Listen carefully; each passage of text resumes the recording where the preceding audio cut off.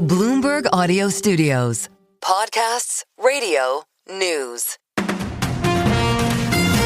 This is the Bloomberg Daybreak Europe podcast. Good morning. It's Monday, the 13th of October. I'm Stephen Carroll in Brussels. Coming up today, Donald Trump travels to Israel to oversee his fragile peace deal as Hamas releases hostages from Gaza. US-China trade tensions spike, but markets welcome White House signals that a deal could still be done. Plus, is AI working for you? How low-quality content is becoming more common in the workplace and hurting relationships with co-workers. Let's start with a roundup of our top stories. The first group of hostages from Gaza has been released by Hamas and a sign the ceasefire deal with Israel is going ahead. Israel's Channel 12 says 7 hostages were handed over to the Red Crescent, with another 13 to follow, according to a list released by Hamas. It comes as US President Donald Trump is travelling to the region to oversee his fragile peace deal. He told reporters on Air Force One the fighting will stop. A lot of reasons why it's going to hold, but I think people are tired of it. It's been centuries, okay? Not just recent, it's been centuries. I think people are tired of it. Yeah, the ceasefire is going to hold. Trump is expected to land in Israel this morning, where he hopes to meet the hostages and address the parliament there. But US officials have told Bloomberg there are still major risks to the hostage deal and the long-term success of the ceasefire. The White House has signalled it's open to doing a deal with China to calm fresh trade tensions days after announcing new 100% tariffs. The relationship has soured last week when China announced new export controls. Speaking to reporters aboard Air Force One, the US president expressed some optimism. I think we're going to be fine with China. Look, I have a great relationship with President Xi. He's a very tough man. He's a very smart man. He's a great leader for their country. He's a great leader.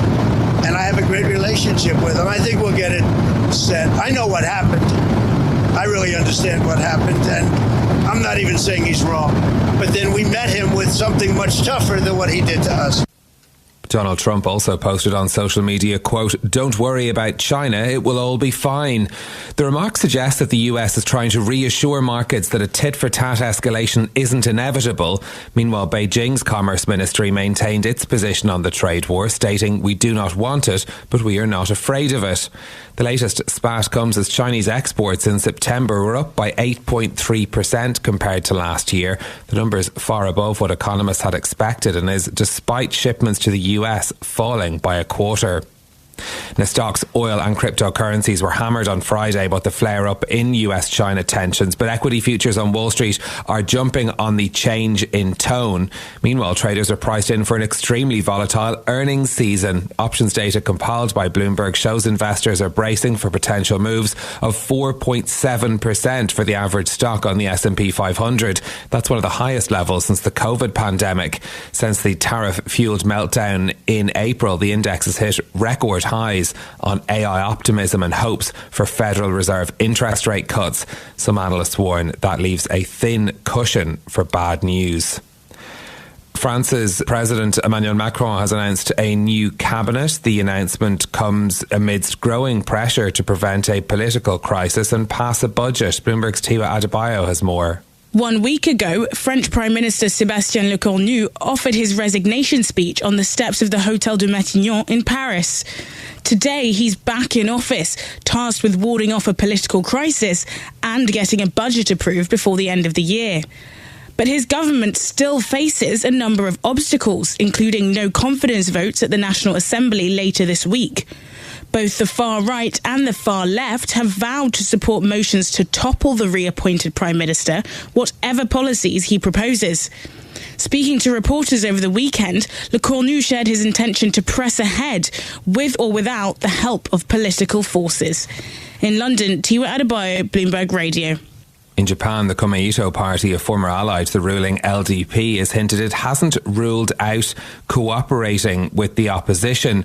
Talks are underway between various parties trying to form a new coalition that could seize control of parliament and block the LDP's new leader, Sanae Takaishi, from becoming prime minister. The 26-year-old coalition between the Liberal Democratic Party and its junior partner collapsed on Friday, following frustration over how the LDP handled a campaign funding scandal. The split comes as a serious setback to Takaichi, who needs parliamentary approval to become Japan's next prime minister. In the UK, where two of the country's largest homebuilders are introducing their own versions of the now-defunct Help to Buy scheme after running out of patience with government efforts to stimulate the housing market. To help buyers onto the property ladder, Persimmon and Barrett Redrow will start offering an equity home loan on new builds with deposits as low as 5%. Bloomberg's Freddie Fulston has more. 1.5 million new homes before the next Parliament. That was just one of the Labour Party's promises on housing in its winning manifesto last year. But, so far, Keir Starmer's government's been left knocking on the door of real growth in the housing market. So, amid their frustration, UK homebuilders have come up with their own variation of a housing loan, first introduced by the Conservatives more than a decade ago. Barrett's head of mortgages said the loan will cover 15% of the property's market value, up to a maximum loan amount of £100,000. In London, Freddie Fulston, Bloomberg Radio. Those are your top stories on the markets. S&P mini futures up 1.3% on Wall Street. Nasdaq futures 1.7% higher. A sell-off though in Asian equity markets. The MSCI Asia Pacific Index outside of Japan down by 2%. The Hang Seng is 3% lower. The CSI 300 down by 1.8%. Oil prices jumping 1.4% higher for Brent crude now, $63.58 a barrel. Gold is up by 1.1% to $4,060 a troy ounce. Silver prices up by 2.9%. Those are your markets. Well, in a moment, we'll bring you more on the US-China trade tensions and how that's playing into some of those market moves. Plus, we'll have the latest from the Middle East as Donald Trump is due to arrive in Israel, and we're watching for details of the release of the hostages. But another story that I wanted to mention briefly first this morning about how perhaps you're seeing AI work show up a lot more in your own workplace. We're getting used to seeing the idea of AI slop all over the internet. But Bloomberg opinion columnist Catherine Thorbeck has been writing about how low-quality content generated by AI is showing up more and more in professional settings. It's causing headlines in some places. She points to one story from Australia where Deloitte is going to partially refund the government for a report that was sprinkled with apparently AI-generated errors. The consultancy says the corrections didn't impact the report's substance and that the matter has been resolved with their client. But it is something that is becoming more of a concern in workplaces, and she talks about how a survey in the US from BetterUp and Stanford Social Media Lab found that 40% of US desk workers say they've received some of what they define as work slop over the past month. This is something the Harvard Business Review has defined as AI-generated work content that masquerades as good work but lacks the substance to meaningfully advance a given task. Sort of issues that can cause, of course, the time it takes to try and correct something. The estimate is 2 hours to resolve each incident of work slop. But also, what does it do to your relationships with your colleagues if you are serving up this AI-generated content that then needs to be corrected? And that's, according to survey evidence from HBR as well, also pointing to damaging relationships, inter-offices as well. Is it a wake-up call? You can read Catherine Thorbeck's piece at bloomberg.com/opinion. Well, let's bring you up to date then on the US-China trade story that's been moving markets. Washington has signalled an openness to a deal with China after both sides ramped up trade measures in recent days. We've got our Markets Live executive editor, Mark Cudmore, with us for more. Mark, let's just talk about how this has played out over the weekend on markets. An escalation on Friday. Now it seems we're back into deal-making territory.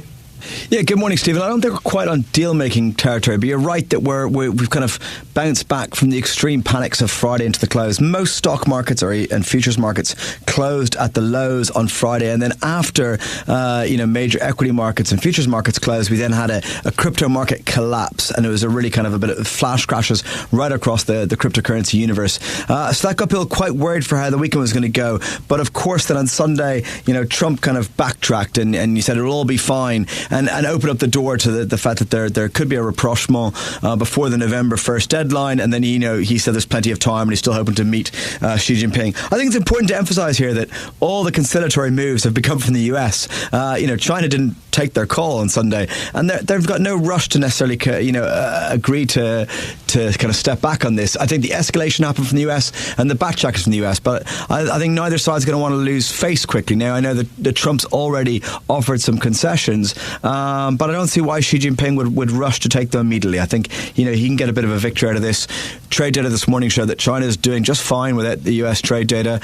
Sure, they take a bit of stock market pain, but they're worried about a bubble in their stock market anyway. So I think this is going to play out a lot more. I mean, I think it's rational that markets are betting that ultimately we'll get the taco trade. Trump always chickens out, and that will be the outcome, and there won't be 100% tariffs on China by November 1st. But I think there's quite a few more plays to come before we get there.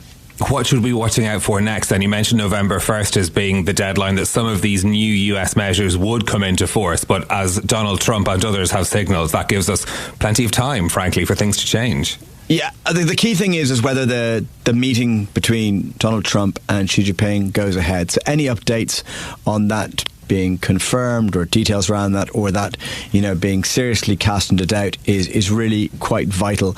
Otherwise, now we just got to wait till the Chinese response on this. I'm not sure it's going to come quickly. Yeah, we'll probably see a lot more pain in markets this week, and then when we do get more pain, there's more of an incentive for both sides to try to reach an agreement. But I think at the moment that despite Trump making the offer yesterday, the ball's still in his court.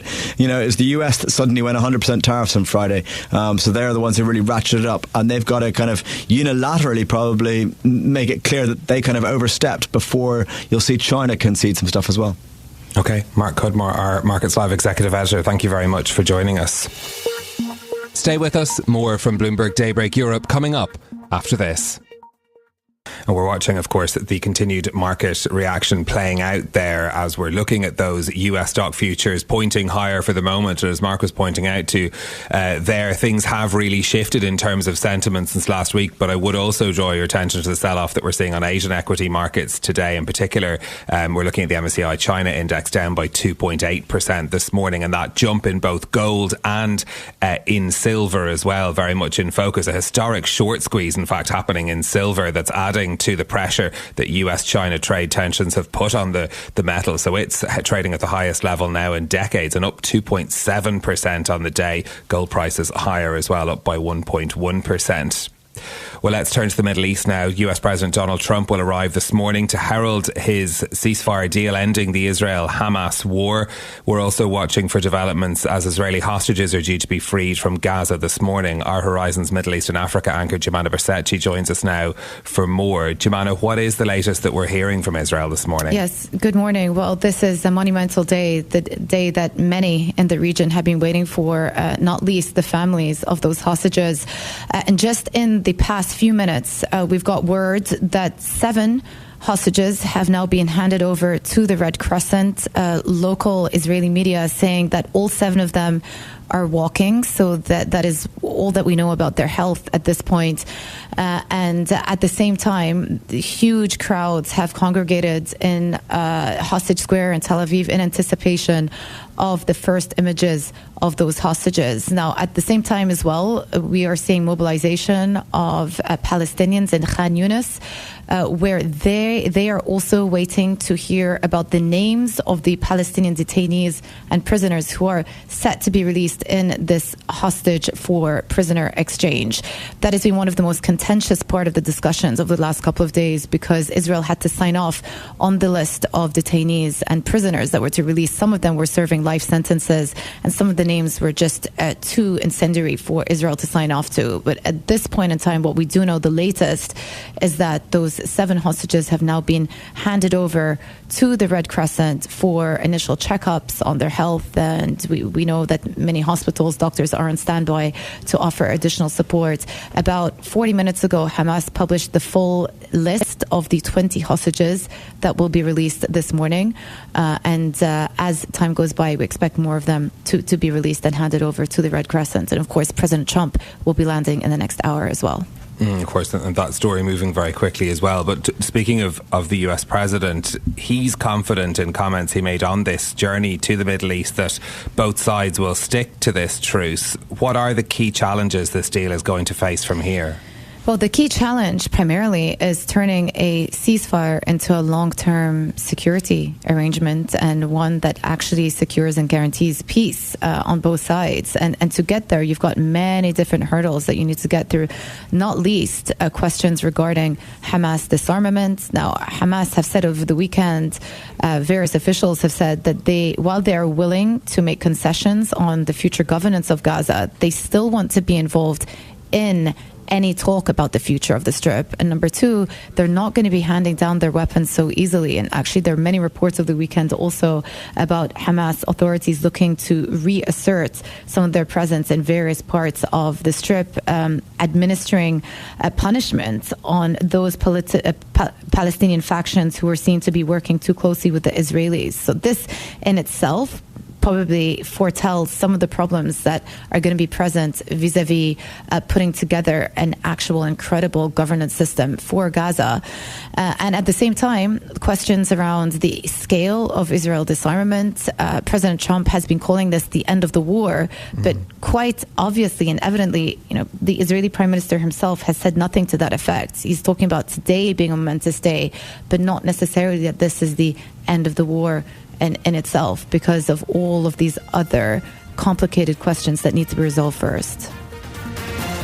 This is Bloomberg Daybreak Europe, your morning brief on the stories making news from London to Wall Street and beyond. Look for us on your podcast feed every morning on Apple, Spotify and anywhere else you get your podcasts. You can also listen live each morning on London DAB Radio, the Bloomberg Business app and Bloomberg.com.